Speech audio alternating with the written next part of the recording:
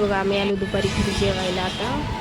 तर येताना आम्ही आणले अंगूर, वाटाण्याच्या शेंगा, बीट, गाजर, मेथीची भाजी आणि टरबूज. आता मी बनवणार आहे मेथीची भाजी आणि भाकरी. तर मी आता मेथीची भाजी स्वच्छ 2-3 पाण्याने धुवून घेतली आहे. आता मी फोडणी टाकाले त्याला.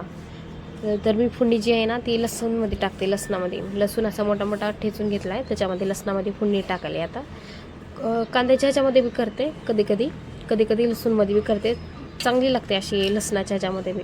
आता मी चवीनुसार मीठ, मिरची आम्ही जरा तिखट मिठच खातो. आम्हाला असं तिखट मिठच खायला जास्त आवडते. सपक पुळचट असं खायला नाही आवडत. आता ह्याच्यामध्ये शेंगदाण्याची चटणी टाकून घेतली मी, शेंगदाण्याचं कूट.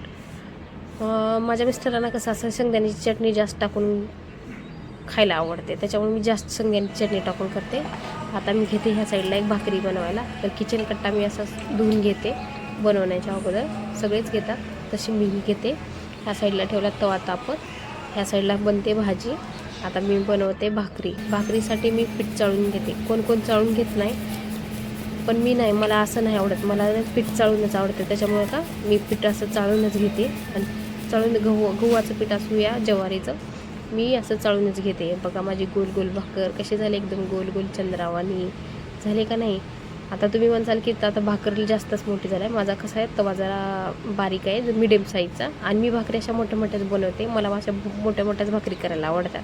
अशा बारीक बारीक छोट्या छोट्या नाही आवडत. त्याच्यामुळे मी मोठ्या मोठ्या करते. माझ्या आईच्या तर ह्याच्यापेक्षा मोठ्या असतात.